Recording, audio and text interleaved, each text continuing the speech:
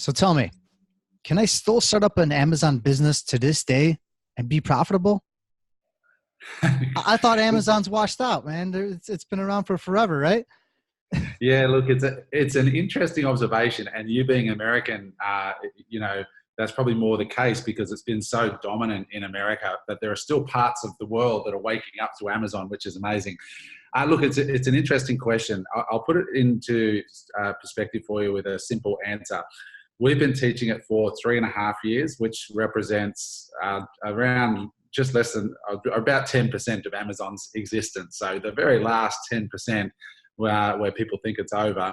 And our students have generated $500 million in sales on Amazon in that 3.5 years. So yeah, definitely not over. It's different to what it was a few years back, but it's still very much a very exciting opportunity. Adam Hudson, everybody. That's your Adam Hudson of reliable.education. The main site where you can find out everything else about him, about Amazon, about what his students are doing and how badly they're killing it. And also a Facebook /Reliable Education Academy. Anywhere else that you like to have the listeners check you out? Oh yeah, if they enjoyed today, you can also follow me on Instagram. So Adam Hudson Official, and come and follow me there. I do some daily inspiration and coaching. So it's free, and if you like it, you can hang about, and if you don't, you can leave, no problem.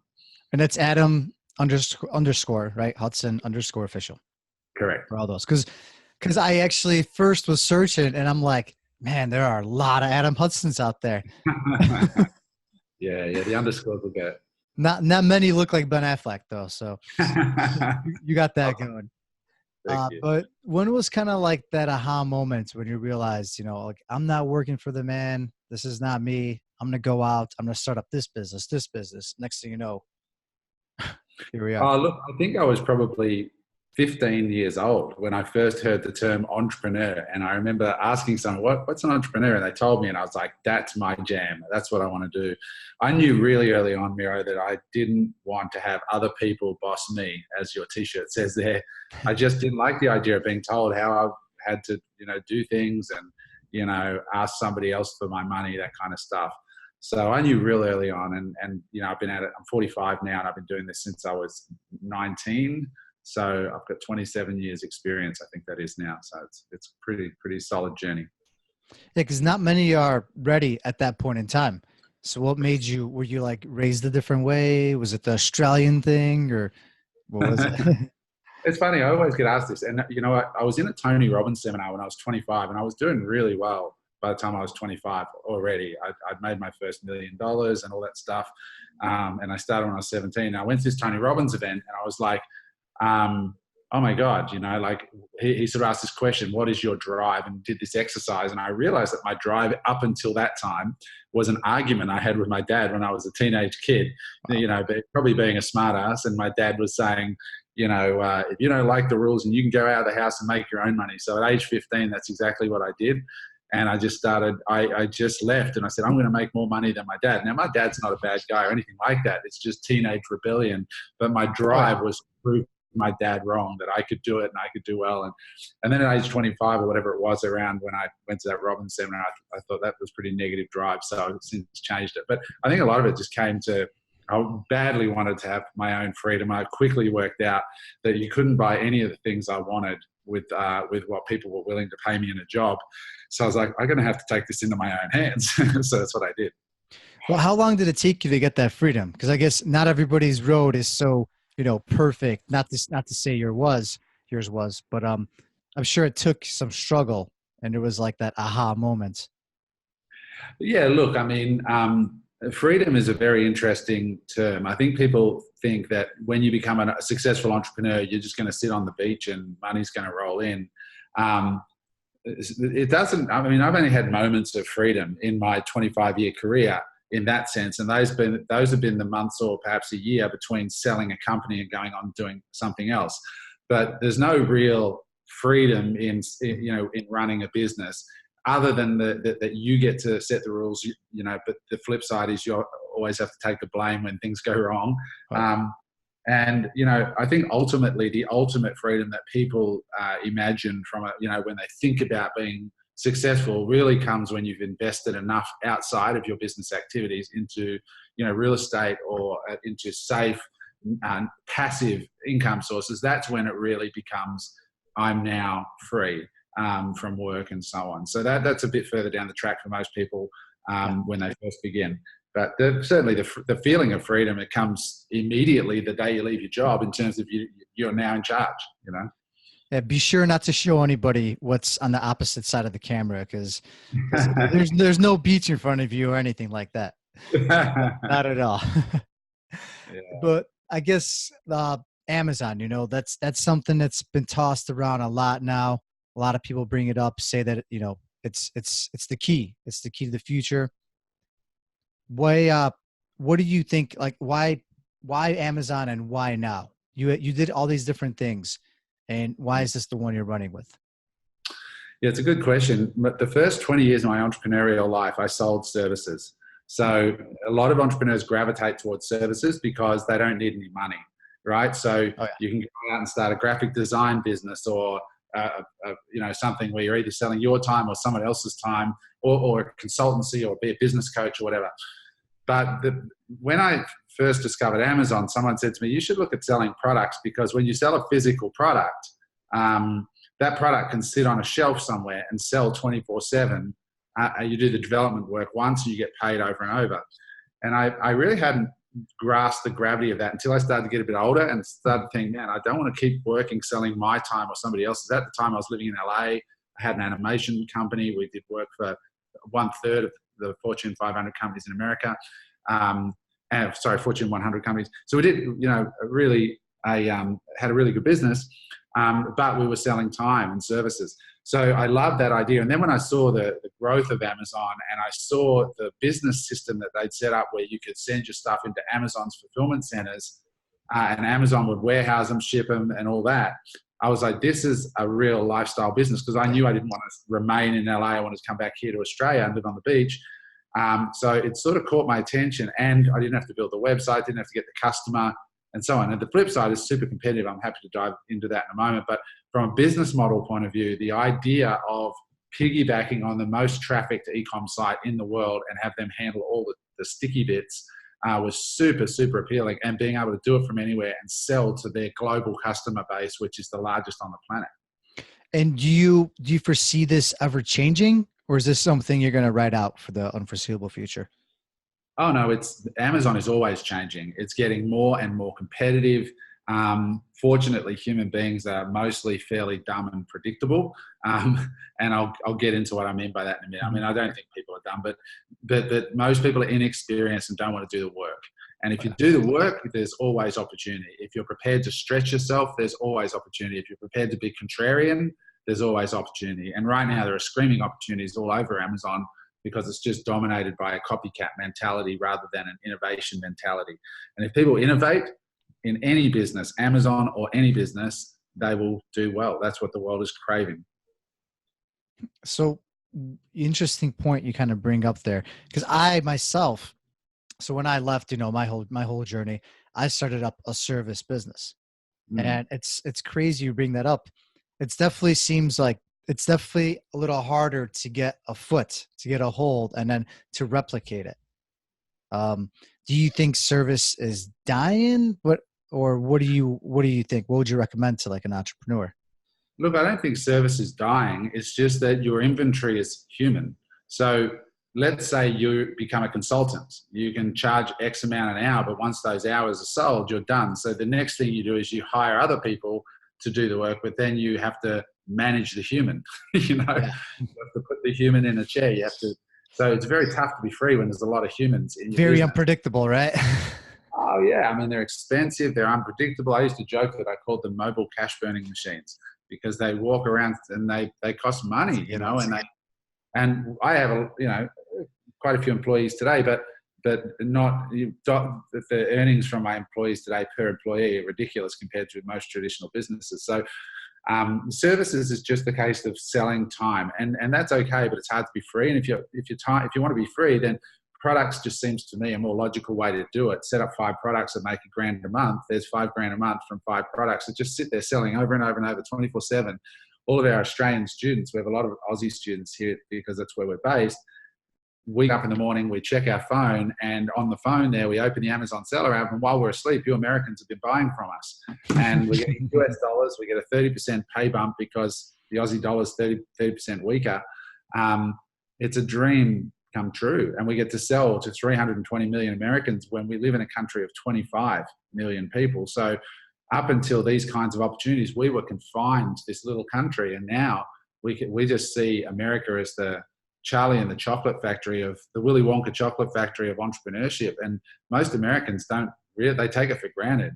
But when I went over there, I worked my ass off when I set up my animation company and just smashed it because it was just such a screaming opportunity to be in America when everyone's going, oh, America's gone to hell and America's no good. I'm like, wake up, everyone. You guys are in the most insane time to be in business and the best country in the world to be in business. You're really onto something here. I see what you're doing here.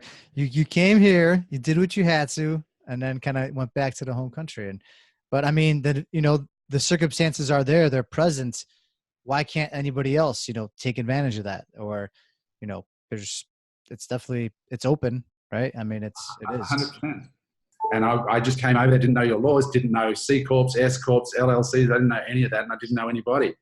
I just came in and worked my butt off. And a lot of my American friends are like, man, I haven't seen anybody work as hard as you. And I'm like, that's because I'm an immigrant, and we don't take for granted what you guys think is normal. It's an amazing opportunity. And coming in here, kind of not really having much, did you just connect with people and then hire people to do all these things? Yeah, well, actually, I went to networking events every Saturday in Los Angeles. There was a men's networking breakfast down in Santa Monica that I got invited to. I went every week, made friends, stuck my hand out, said hello. And then I hired people off Craigslist to work for me. And I just hustled from one person to a business that I sold and did really well off. And then, came back to Australia. So America is an unbelievable place. It's just incredible. I didn't know people still hired people off Craigslist. I didn't know any better. Nowadays, it's like hiring from Craigslist. I wonder what that's for, Yeah. And then your book, so Primed, Your Guide to Building a Thriving Amazon Business. This was something that it definitely came out of the inspiration, right, of what you started doing. Yeah, it came out of my own story because while I was running the animation company, I started my Amazon business just as a side hustle. And I just wanted to see if I could do it. I didn't want to set the world on fire. I thought, man, if I could make $5 or $10 grand a month extra, that'd be sweet. So I started this little side hustle with one product in home and kitchen. Well, what was it? China. I can't say because everybody copied it if I tell it because they still sell it. Oh, so okay. Anyway, so I got this one product from China. I put my own brand on it. I shipped it into Colorado directly from China into one of Amazon's fulfillment centers. And I screwed around for like 4 or 5 months, not knowing what I was doing, not really making any money. Then I dialed it in and got it working. And from 6 months onwards, it started making 15 grand a month in sales. And that grew to 50,000 a month off that first product. And then I was like, holy crap, what if I had 5 products and 10 products? And what if I could sell into Amazon in Europe? Today, one of our students does 20 million US a year, but only 5% of it comes from Amazon America. All the rest he does in Europe. So I thought maybe I could sell in Europe. And so then it grew and grew. And then I had 6-figure months as a side hustle on Amazon. And then people were like, dude, how do you do that thing? So I wrote the book Primed and said, well, basically that's my story. And then I built a course because people were saying, how do you actually do the nitty gritty? And then I built a course. And that course is now one of the most successful on the planet in teaching people how to do it in a smart way, not in we tell people you need a few dollars. You can't start with $1,000. You need 5 or 10 grand. You need to do it properly. And you need to be really careful and diligent in your research, and you need to innovate. And we go into that in detail, but that's where our students have been so successful. To put it in perspective, we have 8,000 students today. And they've done around $500 million. Now, we know that because we own a piece of software that actually connects to their seller accounts. So actually, that's real tracking. So if you average that out, not all of them are live. In fact, probably half of them aren't live yet on Amazon. But let's say they were all live. If you divide 8,000 into $500,000, that's $62,500 per student that has bought our program in sales. That's if they were all live, and probably only half of them are. So when you look at other courses in the market, most people just quit. They don't even make $1. Whereas ours, the average is over 60 grand US, which is just nuts, when you think about it. How do you feel though about like the Amazon fees and stuff? Because I've experimented, I've tried selling, but the fees were just eating us away. Yeah, we kind of had to go away. Fees are relative to innovation, right? So if your product is fairly similar to everyone else's product, then you have to charge fairly similar to everybody else, right? Therefore, the fees become very important. Whereas if you've innovated in a small way and separated yourself somehow, you can easily just get a small premium. So we teach people to sell in-demand products, number one. Number two, use ZonGuru, a piece of software that actually tracks it, zonguru.com. You can actually put that in as a Chrome browser, and it will, when you're browsing Amazon, you push a button and it tells you how much each product on that page is making per month in sales instantly. That's an actual thing you could just look up and search? Yeah, just go to zonguru.com. You can install that software. And then all of a sudden, when you're looking at Amazon, now you're seeing a whole different picture because you're seeing what people are making, not just what's on the page. So you look up, so first, sell things that are in demand. Number two, sell things that have a gas factor. Gas factor stands for give a shit, things that people care about. So, people care about their purchase. They're going to be prepared to pay a little extra if they like what you're offering. And the third thing is you need to identify a gap in the market. So look at the competition that's there and clearly identify a gap. And the way that you want to stand out is visually, not in like it's a millimeter thicker or you've got a lifetime guarantee or you've thrown in some extra little thing. Actually visually differentiate. So the first photo they see, they go, holy smokes, that is so cool. And they can see the difference from the very first photo. How is it out there, huh? I've always thought about maybe one day even moving out there or visiting. Australia is, I live here because I've traveled the world and I honestly think it's the best country for living. My business partner is actually Polish. So Polish people love it out here. You guys are great people. But no, it's one of the highest standards of living on the planet. You should definitely check it out. Yeah. And did you know what you were going to do? Because it kind of sounds like you bounced around from thing to thing. Is there still that one thing that you're now like, you know what? I'm slowly getting towards that real passion thing that maybe wasn't ever making money. Is that thing coming up soon or is it already? I'm doing that now. I'm doing that now. Up until now, I really was bouncing around a lot. But this will be probably my last businesses that I'll have. I've had 21 companies prior to these ones that I own today. That's impressive.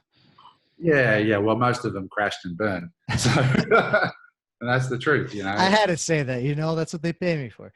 Yeah. But, this one I'm in now is definitely the one that's been the most fulfilling on several fronts, So we do a lot of charity work and different things now as well. So it's really cool. Yeah. And it's definitely something that caught my eye. You provided 10,000 interest-free loans to entrepreneurs in third world countries. Yeah, almost. We're approaching 10,000. So every course that we sold, from day one, we did a microloan to an entrepreneur in a third world country. So interest-free loan to help them start a clothing store, a food store, or buy a motorbike for delivery business or something. So we've done nearly 10,000 of those. And we also have partnered with the John Fawcett Foundation in Indonesia, where for a relatively small sum of money, there's 4 million people in Indonesia that are blind needlessly. Oh, wow. They can be fixed with a simple cataract surgery. So I went and did this myself. I went to a hospital and actually experienced people getting their eyesight restored, little kids that had never seen their parents and things like that. And when you see that, it just really moves you.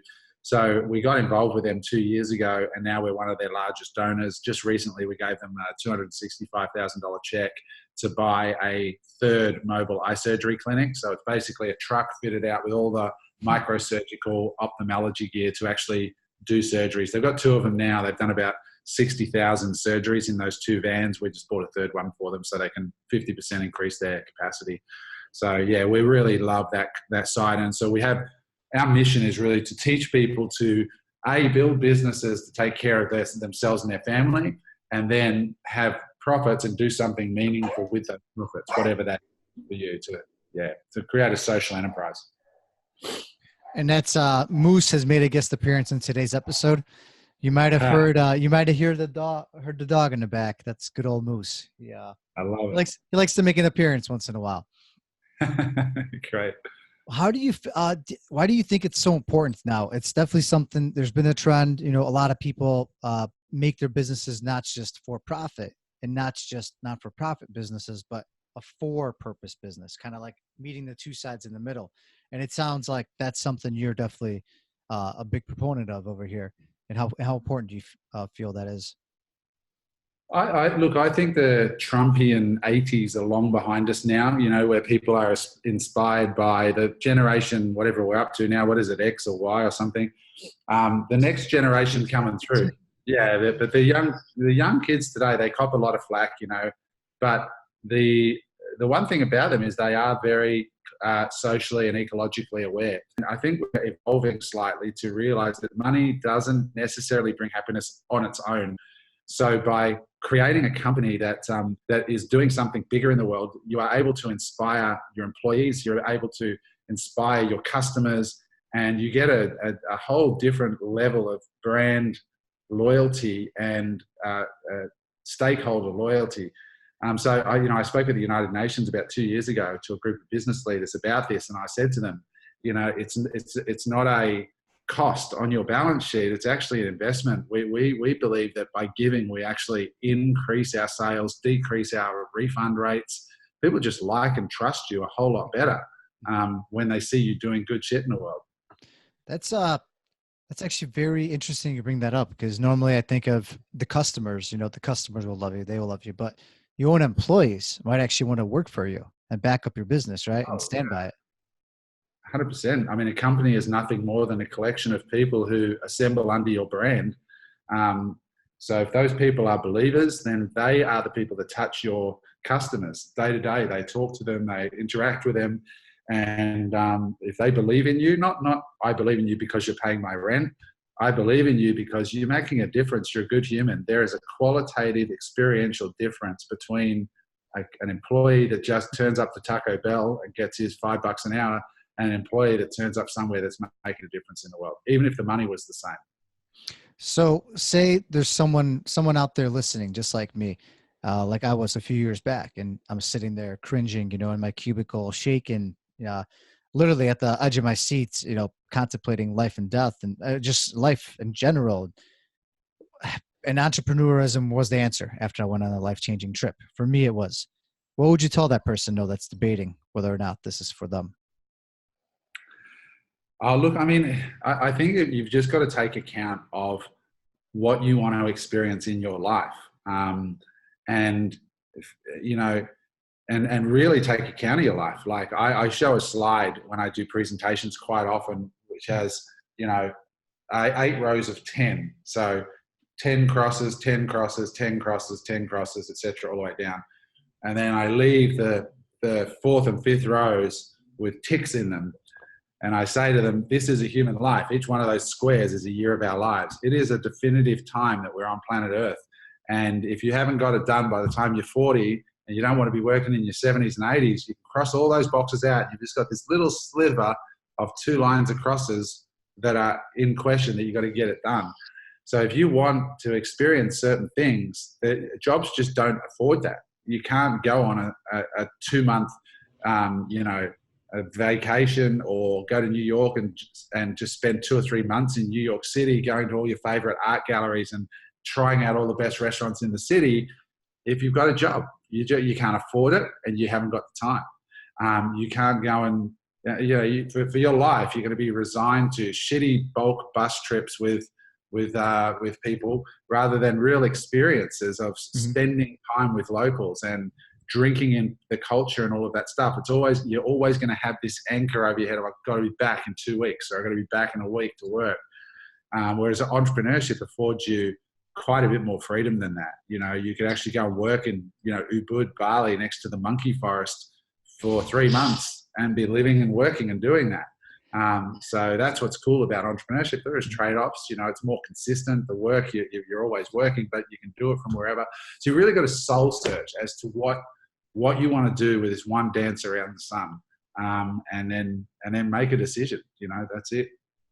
That's an interesting way of looking at it, because it's definitely not always the freedom that you imagine, right? I mean, I'm sure it took you a while before you actually were able to kind of enjoy any of those nice benefits, Yeah. right? It is, but also sometimes people sort of like the elephant analogy. They train baby elephants by putting a steel stake in the ground with spikes on the inside of the bracelet. So if they pull, it hurts straight away. And then as the elephant becomes bigger, they just put a cricket stump or like a little tent pick in the ground and a rope, and the elephant could easily walk off, but it's trained now not to pull on that rope. So a lot of people, they don't seriously ask the question, how could I, for example, with what you're doing with your podcast, what's to stop me doing this for the next 3 months from Ubud or from the Yucatan Peninsula in Mexico? Or sometimes we just don't even imagine, and we don't even allow ourselves to try figure out a better question. Like Tony Robbins says, the quality of our life is determined by the quality of our questions. So we've got to learn to ask better questions, bolder questions, braver questions, questions that force us to become more than what we are now in order to achieve them. And I think a lot of times people don't. They just stay within the confines of what they believe to be their reality. But there's just so much more sitting there, and the tent pick in the ground's not even real. Oh, that is interesting. Good stuff. Adam Hudson, everybody, at reliable.education or facebook.com/Reliable Education Academy, as well as Adam_Hudson_official on Instagram. And now it's on to our listeners' favorite segments of the show. Welcome to the round with no name, because they're all taken. So next part, we have 5 seconds exactly to initiate an answer. Well, you do. This is all on you. All the pressure is on you. I'm gonna throw some curveballs at you. I don't know what you already know about this show, but we're about to go 0 to 100. So without further ado, my producer lurks in the background as well. And if you drag too long on one of your answers, he comes out, and we don't want to deal with him. And is no, that the producer? It's not Moose. It is not Moose. He is battling ninjas that are trying to invade the house. He's uncontrollable. Serious face. What is your favorite book? Shantaram. I don't think I ever heard of that. It's not a business book. It's a novel. What is the favorite movie? Oh, goodness. Meet Joe Black. You're stranded on an island. What is the one item you want with you? Not a person. Oh, wow. My telephone, so I can call someone. I hope you got great reception out there. Really do. How do you drink your coffee? Decaffeinated almond milk, no sugar. You know, this question was a must. Every Australian loves their coffee, from what I hear. So this is like one of those, like, I'm speaking to Australian. I know I need this question in there. Hands down. Decaffeinated, huh? Yeah, I don't do any caffeine. Have you become sensitive, or? Yeah, I suffered from anxiety and panic attacks for a number of years, and part of my recovery was the abolition of caffeine. So I do not indulge in caffeine anymore. It makes me anxious. Same here, actually. I have to limit it myself. What is the one item you consume every day? It's something you could drink, eat, or you just have it on you, on your person, but it makes you you. You can't go a day without it. Chocolate. Ooh. Dark or milk? At the moment, I'm enjoying some licorice infused chocolate. Licorice infused. I don't know about that. If you had an unlimited amounts of money right now and you could start up any business you wanted, what would it be? Not yours. I would buy commercial real estate and just be the landlord. I do not want any more businesses. Safe. Yeah, it's a safe bet. If I had a meeting with you right now, a business meeting, and I walked in with socks and sandals, would you take me seriously? I would probably hear you out for 5 minutes, and in that 5 minutes, I'd be able to ascertain. I would listen to you for 5 minutes and just see. I mean, I'd listen to anyone for 5 minutes. So yeah, I would, until it wouldn't be the socks that would put me off. It'd be what happens in the first 5 minutes of conversation. Good. And we're trying to get a new nickname for my fellow back here, my fellow little bulldog. Do you have a nickname you'd like to give him to see if it sticks? Maybe we'll use it in the next episode. So far, Sparkles, I think, is in the running. And well, when I was in Hollywood in the animation company, we had a Boston Terrier, and that looks a little like a Boston Terrier. And I love this dog, and the dog's name was Gozer, like out of Ghostbusters. And so I think Gozer's kind of cool. Gozer, I like that. There's definitely some potential there. All right, Adam, you're there. I'm here. Producer didn't come out. Moose caught all the ninjas, so we're safe. Yeah, that was interesting. How do you feel about entrepreneurism? Lastly, is that a fad, or are you? I love entrepreneurism. Entrepreneurship is it's the only thing I'd want to do in my life, but it's also the hardest thing I've done in my life. It's probably a bit like kids. They're the hardest and the best, apparently. I don't have them, but I've been told. I've seen plenty to the point where I don't know anything anymore. But Adam Hudson of Reliable Education, or everybody, that's reliable.education. Check out his website. Check out his Amazon course, right? You have a whole mastermind behind it, right? What do you call it exactly? We have masterminds all over the world now. So yeah, it's just part of what we do. And the mic is yours, Adam. Any closing thoughts? It's all yours. Well, for those listening, just wishing you all the very best with your journey, wherever you are. Ask better questions, dream big, and keep going forward with what you want to do. So that's basically it. Love it. Ask better questions. I hope that wasn't directed towards me. No, not at all. Awesome, Adam. It's been a pleasure. Definitely looking forward to seeing your next steps on the journey. Thanks, Miro. Talking Appreciate it. Soon. That is all for this episode of Boss to Boss. Your next step is to visit bosstoboss.com, where you will find proven techniques followed by professionals to help you make that next step. Again, that is boss2boss.com. And remember, the time is now.